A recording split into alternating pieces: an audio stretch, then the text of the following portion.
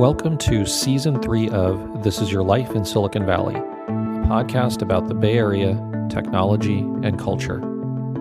I'm your host, Sunil Rajaraman, and I'm joined by my co-host, Yasha Kakis-Wolf. Are you recording?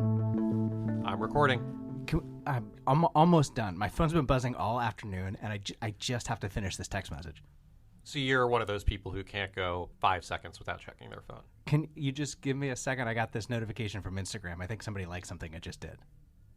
As you know, we have at least all guests and hosts must put their phone on Do Not Disturb when they come on This Is Your Life in Silicon Valley. Do you think that was a convincing acting thing that I just did right there? Because I don't even have my phone with me. Let's just say you don't have a future in Hollywood. I always hoped I did. Well, today was pretty interesting because we had a conversation with Tim Kendall. Tim was one of the early employees at Facebook and really was responsible for driving some of their revenue strategy and also ran Pinterest. So he's a pretty big deal. And Tim's got an interesting perspective because he runs a company now called Moments. And they focus really specifically on helping people understand how they use their phones.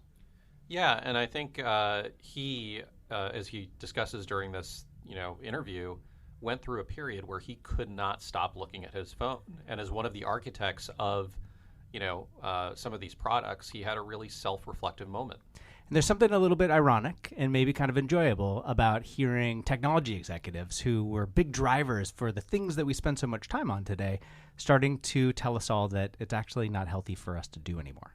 Well, he definitely talks about that. I think we pressed him on that pretty nicely. This was one of my favorite interviews that we've done so far, Yasha. It was a fun conversation. And I think something for all of you as listeners to consider is at what point in time are we all going to, or you individually going to, start to think about our use of technology as something damaging to our health? Definitely. Please enjoy this episode with Tim Kendall, who's an incredibly thoughtful and intelligent guy. A kind of CompuServe version that Apple built. And it was horrible. It was so bad. So bad. Or maybe it was my 56 baud modem that made the whole thing just a bad experience. Yeah, could be. I was a very, very early adopter. I was on the 14.4K baud modem, building 486 DX2 computers. Remember that? Yeah, a lot of people don't know this, but Sunil was one of the first hardware hackers. He used to use his phone and that's exactly what I used to and get all this free dial-up for long distance stuff. Because he used to call people all the time. Oh yeah. Back to Tim. So, so you end up at a company called Facebook in 2006. Yes. Yeah. How does that happen? So how does that happen? Well, out of undergrad, I was an engineer at Stanford, but somehow got a little distracted or sidetracked into venture capital because I thought of venture capital as this way that you could sort of play a little bit in sort of this realm of entrepreneurship without sort of pinning yourself to one particular idea or thing. So I was just Can we talk about that for a second? Yeah. So growing up in Colorado, I'm not saying that Colorado is not the hotbed of finance, but venture capital, was that an idea that came because of Stanford, because of Silicon Valley? Okay. Yes. I mean, I remember thinking, I remember exploring at Stanford the ways in which you could explore entrepreneurship, and in that exploration came about what are the funding sources of that? Oh, and what do these people who allocate capital actually do? And it sounded, on the face of it, I'm trying to reserve all the follow-on or put aside all the follow-on judgment that's come around that whole industry. On the face of it, it sounds like such a cool and amazing job. And so I pursued that for a couple of years before I basically got a little bit more clear on what I wanted to actually do with my life, which was to actually build the company versus be more the coach on the sideline. And so that's how that transition is what led to Facebook. Well, so just really tactically, how did you get introduced to the company? And what was the interview process like? So the way I got I got hip to the company, because at this point, 2005, 2006, you're talking about, a few million users, still just a college site. With that Friendster might win at that point, right? Well, actually, MySpace was really starting to, I remember the summer of 2006 after I started, MySpace was 100 some odd million users and just dominant. You heard and saw MySpace everywhere, and Facebook was just a few million users. But tactically, I was taking a course at Stanford Business School from Eric Schmidt, and Eric Schmidt had these lunches after the course. So the course was every Tuesday, Friday, and then he'd say, "Hey, I'm going to have lunch in this room from noon to 1. Anyone can join."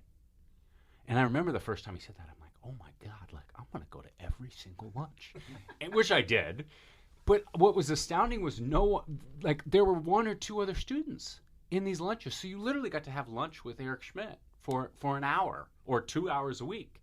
And so probably like the third lunch, I got the nerve to kind of ask him what ended up not being that hard of a question, but a really important question in retrospect, which was, "Okay, Eric, you got a gun to your head. You have to leave Google.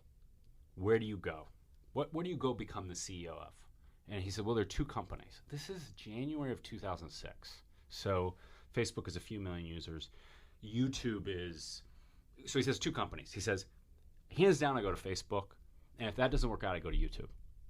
And YouTube, by the way, That's is like incredible. YouTube at this point is like 10 people, and they had just come on the scene with the Chronicles of Narnia, like the SNL skit that had created a little bit of virality around YouTube. So he was, of course, he bought the company for $1.6 billion 9 months later, but I don't think he could forecast that. So I got in touch with the actually, I had a business school classmate who was friends with Peter Thiel. Peter Thiel already made an investment. He was on the board. And I said to this business school classmate, "Hey, look, my dream job is to go work at Facebook. Do you think you could set me up with Peter Thiel?" So he did. So I went up to the city, met with Peter Thiel, Founders Did you have to Fund. donate any blood? I did. I didn't have to. I don't even know what that reference is. Yeah, this is like a Silicon Valley, HBO Silicon Valley reference. Oh, okay. Something about now like blood transfusions, or if you take the blood of young people. Oh. Yeah. I'll have to catch up on that. In any case, I did not have to donate blood, but I had this fascinating conversation with Peter and said, "Hey, look, I just want to go work at Facebook. Can you just get me into the right, set of conversations?" And so he introduced me to Owen Van Natta and Matt Kohler, and I went in and met with them. And then, there was a more rigorous interview process than I would have expected.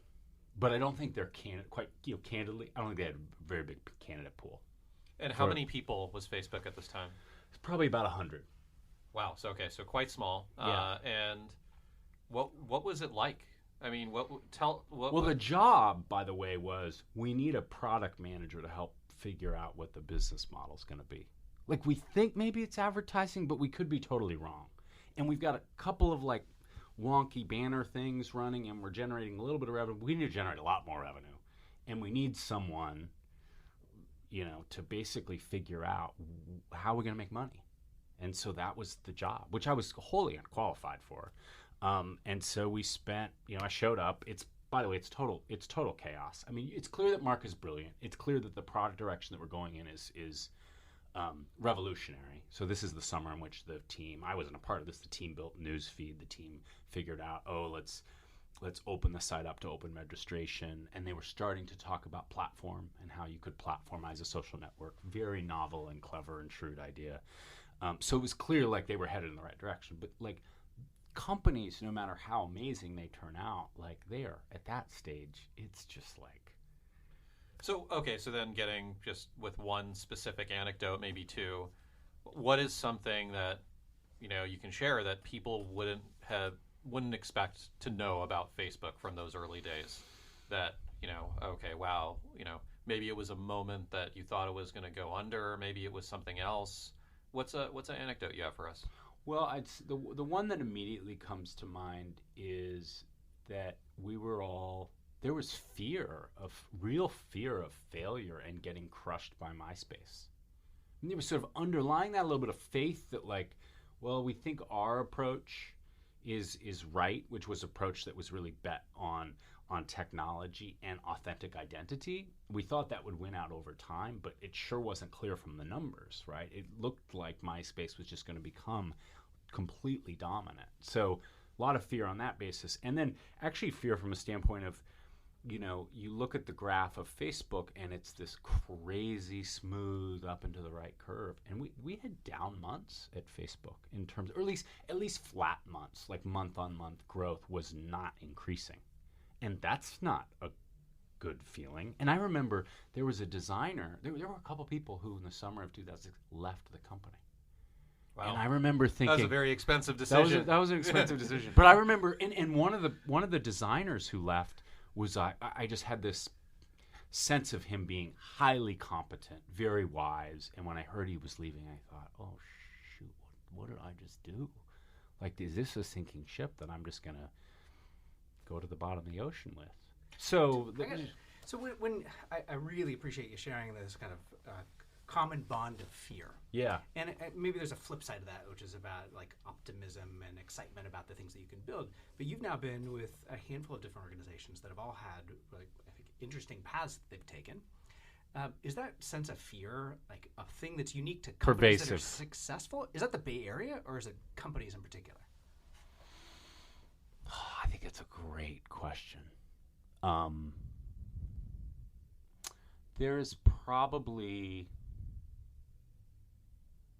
it seems inherent to entrepreneurship everywhere that there is just a fear. There's this really hard balance of like fear and self-doubt on one hand, and like faith and optimism on the other hand, and that you're always, I mean, I feel that in the company that I'm working on now, which is just a startup that I'm trying to lead. It is just it's this siege of fighting, trying to keep self-doubt at bay and hold faith. So I think it's probably common. It's common to entrepreneurship, and it's probably more of a siege earlier than it is later. But I think you raise the part of your question that I find really interesting is it more pronounced in Silicon Valley than elsewhere? Maybe. Have you lived anywhere else in your professional career? No. Yeah. In fact, I joke that it's probably because it probably explains why I don't like Palo Alto. Of the 23 years I've been in Northern California, I think I'm catching up now because I'm not there anymore. But I think 15 of them were in Palo Alto, and then like all of them are within 1 mile radius of like University Avenue in Stanford. Yeah, good old And I'm University Avenue. Few It's establishments. just like a little microcosm of the rest of the world. There. Yeah. Exactly like so that. reflective. Yeah, I have to ask you, since we're talking about Facebook, what's your view of the Chris Hughes op-ed? And was there any sense in those early days that you're building a company that can influence elections someday? Well, I'll answer the second question first. I mean, there was, and I'll speak from my experience, there is no modicum of realization that this tool is going to do a heck of a lot more. Now the founders may feel differently that's sort of their role, right? Is to think bigger than the guy thinking about the business model. But I didn't think it. I mean, I knew it was addictive, and I mean that not in a pejorative way. Like, we were getting lots of usage, but it really seemed like pretty harmless voyeurism and vanity, and it became obviously many orders of magnitude more powerful. And the quick take on the op-ed? I thought it was very thoughtful. There were points in there that had not occurred to me. I don't have a good solution. I don't think regulation is realistic. I think if it were realistic, and we had the right people who could apply it thoughtfully, maybe that's the right path. But it's not going to happen. Because it's not going to happen in the U.S. It's not going to happen globally. Incompetence exists in the U.S. government, international government. It's like, I think it will. It probably will happen internationally, and it is happening internationally. I suspect that the nature in which it will happen will not be as thoughtful and optimal as it could be. And then I think in the U.S. it's just way too slow, if it happens at all, and it will be even less thoughtful than anywhere else in the world in terms of how and the way in which it's applied. So I'm so not optimistic about that. I think it'll just further entrench all of the big companies, and so I don't know if regulation's going to help, but Well, let me just add, like I think their behavior now is this is probably a bad thing. What they're telegraphing in terms of their behavior are, in a lot of ways, poison pills against regulation, right? And what I mean specifically by that is Mark talking about, very clearly telegraphing, I'm going to encrypt everything across all these platforms. And that may, for some strategic reasons, make sense. I think the overarching driver of that is like, if this is all interwoven, you can't break me up. And if it's all encrypted, you can't hold me accountable for any of the content. Yeah, good insight. So I don't want to fast forward through your career because it's been an interesting career, but I want to get to the work that you're doing. Sure. You're doing now, but really quickly, the Pinterest. You were obviously president at Pinterest, ran product there, and you look at a Pinterest. It doesn't really get much negative press, pretty much at all. Can you just talk a little bit about the degree of addictiveness of the Pinterest product as compared to Facebook, and just why Pinterest is essentially able to avoid any and all scrutiny in terms of... Well, to be fair, Pinterest gets hammered for having too nice of a culture. That is, Silicon Valley gets hammered for that. No one cares about that outside of here. But yeah, it gets hammered for that within Silicon Valley. Which is so weird. I know. But it does get hammered for that, for sure. I mean, I think the reason that it escapes... So let's set the addiction piece aside for just a moment. I think the reason that it escapes a lot of scrutiny is that versus a Twitter or a Facebook, is that it's not really... It gets bucketed as a social network, but it's not a social network. So it's much more of a utility or a tool like Google Search, which, by the way, the search part of Google doesn't get a heck of a lot of scrutiny when you think about it in the context of everything. And so it's just a utility for people, and it's not a tool for really sharing with your friends and family what you're up to, or finding out what your friends and family are up to, or reading news or doing any of that thing. It's a very individualized tool that's basically meant for people to kind of plan what they want to do with their lives. What do they want to cook for dinner tonight? What do they want to do this weekend? What kind of car do they want to drive in a year? What kind of home do they want to live in 2 years? It's sort of like this harmless, very individualized experience that just doesn't get them into controversial domains in the same way that a Twitter or Facebook does. I mean, there was the kind of I think it was the anti-vaxxer stuff that happened recently, and Pinterest took a relatively quick and clear position, and then made a move on it. And again, like in a scenario where Twitter would probably continue to have the same issue today if it was raised 6 months ago, they didn't. They just addressed it. Yeah. Like, what makes that organization work that way? Well, I think they're growing on this dimension because if I were really candid, I'm not sure the Pinterest of 4 or 5 years ago when I was there would have necessarily been that deliberate or decisive. But I think they're drawing brighter lines and moving more quickly against things. So what I would give credit to in that case was the fact that the culture and the decision making has just gotten more mature. And so they're ready to say, like, look, this is a bright line. It's pretty clear this content is making the world worse. Let's get rid of it. And this is what we're going to say. And I think they're also starting to, and this is a sophistication that comes with a more mature company, I think they see, and I don't know, this is me speculating, I think they see the benefit of being first on these issues in terms of generating goodwill and brand equity, which I think it does. Yeah. How addictive is Pinterest? Relative to, if you just look at their time spent versus, these other platforms, not that addictive. And it's sort of no more addictive than Google Search is addictive, which I'm sure there are outliers for whom Google Search is a problem.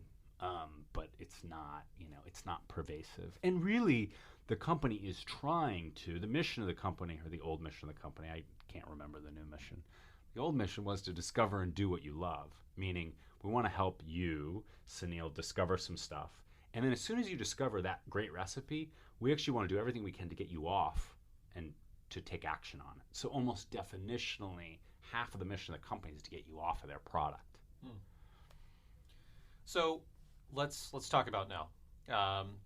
You are part of a group of people that are now becoming, celebrities is the wrong word, but you have Tristan Harris from Google. You have you, and you have Antonio Garcia Martinez to some extent, and some others talking about how bad these products are, how bad smartphone usage is. I have two questions: why, and why now? Well, I think they're probably bundled. My last few years at Pinterest, and not because of being at Pinterest necessarily, I just started to see my own personal use balloon, and it was coincident with having 2 young children at home and getting home from a hard day of work at Pinterest, and it's like 6 o'clock at night, and I should be in our kitchen or in the living room down on my knees hanging out with my kids and really interacting with them, and I am like in my pantry scrolling through, you name it, Instagram, YouTube, Twitter, and I literally can't stop. I know, like, intellectually, like higher level parts of my brain, like, this is not congruent with my values, I don't want to do this, but like my limbic brain is saying, no, enjoy this, like, indulge yourself, and like you need a break. And that cognitive dissonance was a struggle. So I was suffering, and I thought to myself, God, I got to get a handle on this, and realizing that others might be struggling as well. So it was really almost realizing that my psychological health was being impacted. Probably a lot of others were, and could there be a way that technology, software, and others could help people with this? So I'm sure you get this often, so I'll just ask the questions from the crowd. So, well, you made a lot of money off of this, and you built these things that are so it just feels convenient, that you would be it feels convenient and easy that you would you would be doing this now. So what would you say to people who are listening to this who feel that? Well, what would I say? It's probably warranted criticism. I mean, I think that I certainly have some regret in my role, although it was a smaller role than the leaders of the proper company than my role at Facebook, although I haven't been at the company for almost 10 years. And I think they're the most pernicious example of what's driving a lot of this. And then, really all we can do, right, is focus on now and what we're doing going forward. And so going forward, I mean, I'm funding this thing myself entirely, and so in some ways, like, the economic exploits are getting redirected towards this, and that's goodness. And why don't you just tell everybody what it is? Oh, it is. So I now am the CEO of a company called Moment, and Moment's been around for several years. About a little over a year ago, I acquired the company from the founder, Kevin Halesh, who's now a key part of my team and still integrally involved.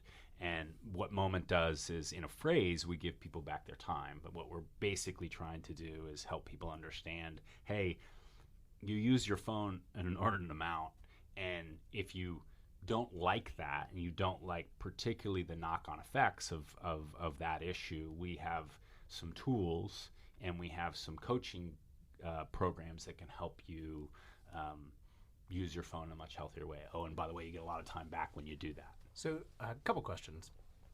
Let's assume that all of us just kind of let our limbic brains run loose and choose to do whatever we want. You joined the team and are running the team over the course of the last year at Moment.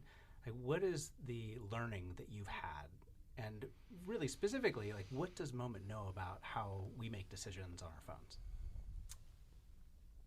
So I'd say a couple things. I think one is that this problem is a lot like, it has so many parallels to food, in that when you when you eat poorly, you feel terrible in the medium and long term, but it feels really good in the short term. Oh, and by the way, when you eat a little bit of junk food, it's really hard not to eat a lot more in that moment. And so there are characteristics of phone usage that are almost completely mimic the characteristics of eating poorly versus eating well. The other thing is that I can tell you just from looking at our own data is that it's a little bit of a game of whack-a-mole in terms of the different aspects of these services and what's on the phone. And what I mean by that is that what we see is that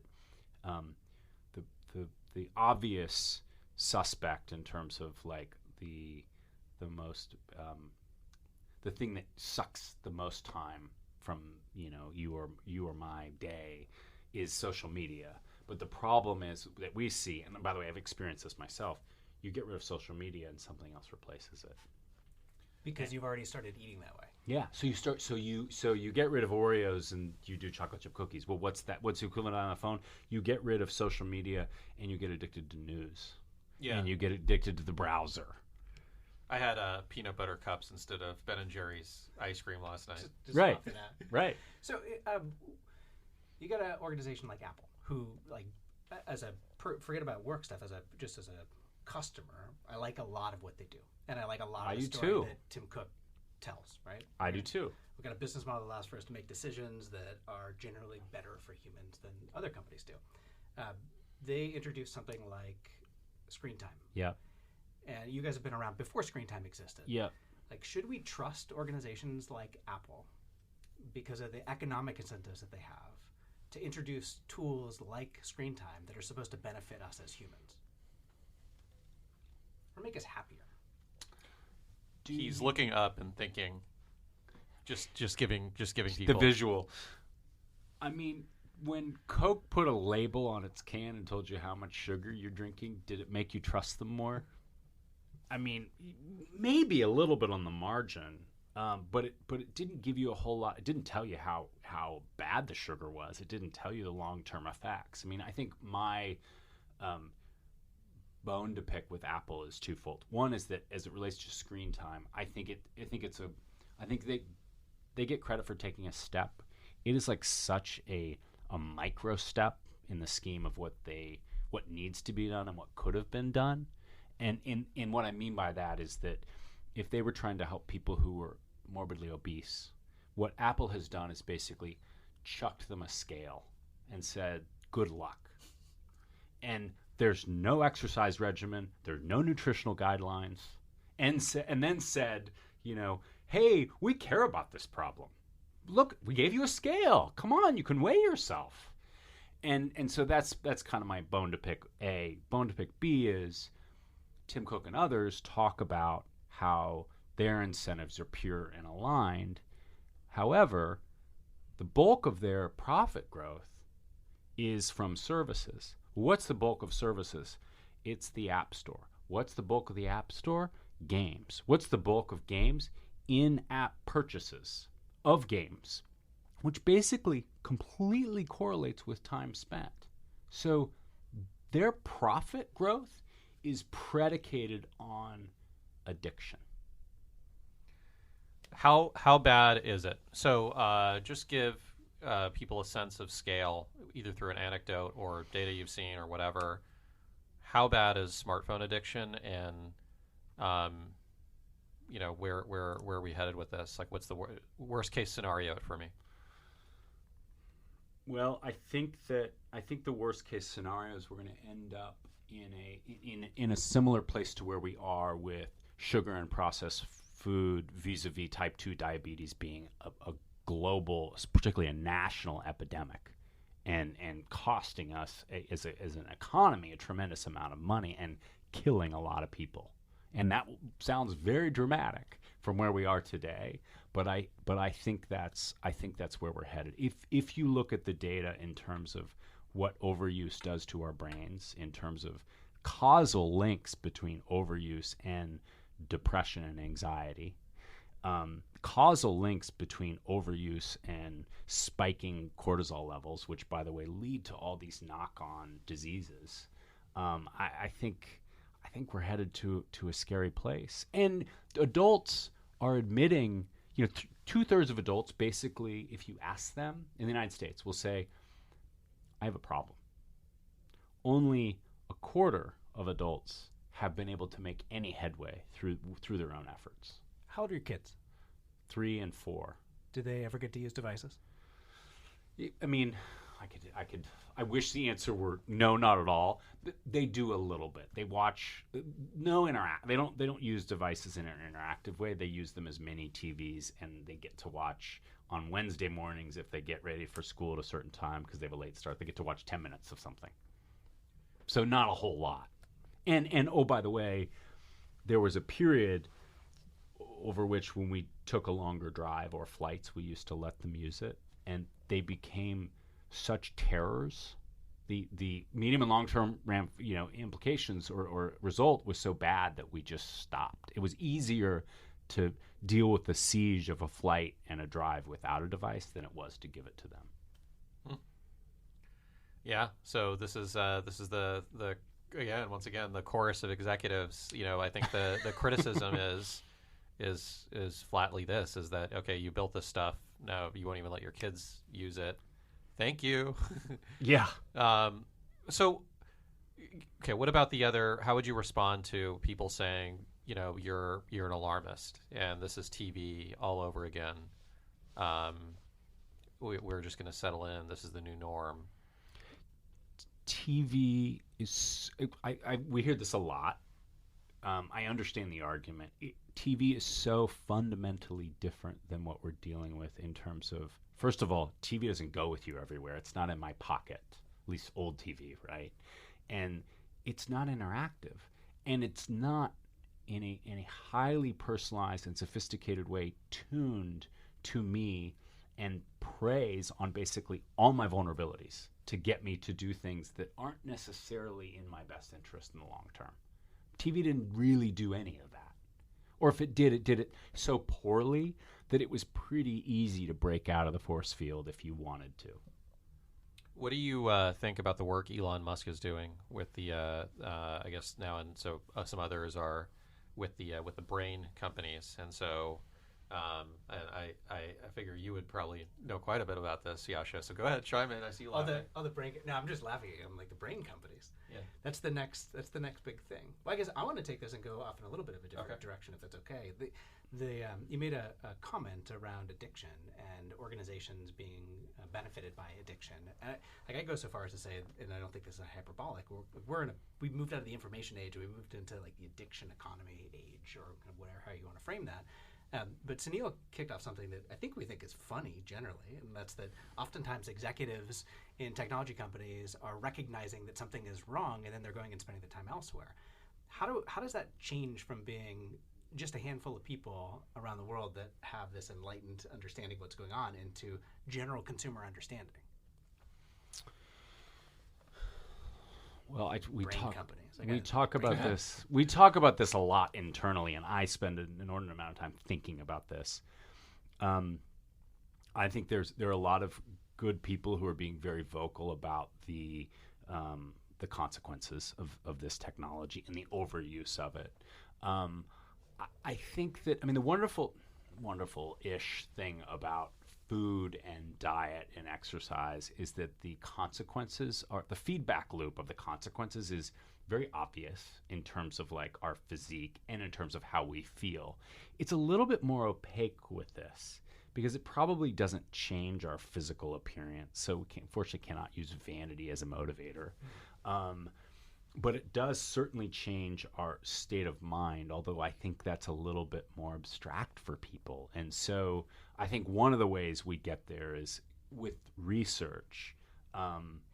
But another way, which we spend a lot of time thinking about, we don't have any great solutions here, is how can we put a mirror up to you beyond just, hey, Sunil, you spent 4 hours on your phone. You should feel bad. Yeah. But, ideally it would be you spent 4 hours on your phone. Some of this was goodness and actually made your cognitive function higher and you feel happier as a result of it. But these, almost like, looking at your consumption of food in a given day and giving you an assessment and an extrapolation of that in in terms of the impact it's going to have on your psychological well-being. So you really understand, hey, when I do this, this is the impact in a believable way. That's hard. Yeah, right. So, to move away from like paternalistic language of let me tell you all the bad things that you're doing, and let me eat your vegetables. Right. Well, we close with one question. This has been awesome. I have one idea for you. Buy a Super Bowl ad and get people to turn off their smartphones for 30 seconds. just remind That's them. worth $4 million. Yeah. Okay, Yasha. You really want to be in event marketing. I think that's your thing. No. One of the biggest iPhone shut-off in the world. Yeah, that's Yeah. right. Same Yeah. time. On an iPhone walkout. Okay. What you got the last question. What is the app that everybody should go out and install right now that you think is beneficial for them? For their phone, Android or iOS?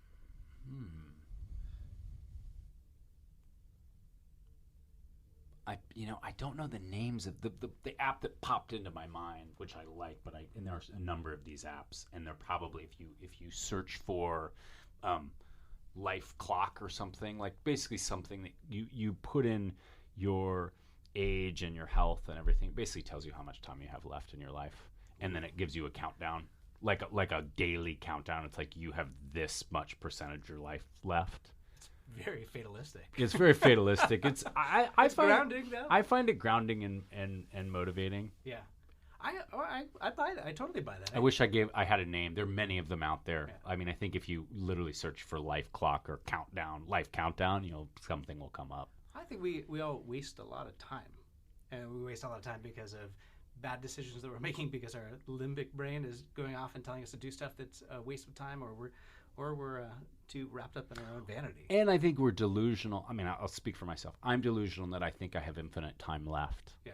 Because I think that's just the human tendency. Yeah, we're young, and yeah, you guys are fit. I'm not, but we got that going for us. So, on the social networks that clearly you spend a lot of time on, who are a couple of recommended follows that you would make a recommendation to our listeners to go spend some time reading, listening to, watching? So 4 people that I follow on Instagram who I love: Brene Brown, Russell Brand, Sam Harris, and Ray Dalio. Those are all hot tips. Crisp answer. Those are good ones. How about favorite Pinterest border? Is that a thing? That Border? Like, what do you call it? Pinner? Pinner. I don't know the don't know product. what they're I called. use Pinterest. I don't know what you call a person who puts pin boards up. I mean, mine's going to be it won't be weird. It'll be good. Like Evan Sharp, who's one of the co-founders, has amazing boards. He was the co-founder and really the creator of the whole grid design, which is, one of the big, foundations of Pinterest. He's an architect by training and just has a phenomenal eye. And so his boards are beautiful and fascinating. Cool. Well, this has been an awesome interview. One of my favorites. Yeah, I second that. Thank you for spending time with us. Yeah, today. of course. So I'm staring at my phone right now, Sunil, and I'm looking at the Moment app in particular. Well, actually, I'm on my lock screen, and it says, you've had 50 pickups so far today. It's 3 o'clock, and you're over your goal of 41 per day. So I'm already losing. I wish I could say my stats were better, but they're not, especially if I actually looked at them. But I don't want to look at them because I'm in total denial. Well, I think that denial thing is pretty real. Like, we are constantly trying to battle between telling ourselves that when we used to watch TV a bunch as a kid and our parents used to say that it was bad, that what we're dealing with right now is exactly the same, but it's really not. No, and I'm glad that we touched on that definitely during the interview today. But this interview isn't meant to be alarmist. We hope that what you take from it is just that you put additional thought every time you do pick up that phone. And for those with families, kids, I just am curious to hear your own internal monologue about how you want them to use phones. We'd love to hear from you. So if this conversation was interesting and you want to talk about mental health and phone use or tech use, hit up either Sunil or I on Twitter. He's Subs01 and I'm Kakis. And as always, if you enjoyed this episode and other episodes of This Is Your Life in Silicon Valley, we would appreciate if you could give us a review on whatever app that you're listening to us on. Thanks as always for listening, and we hope you enjoyed today's episode.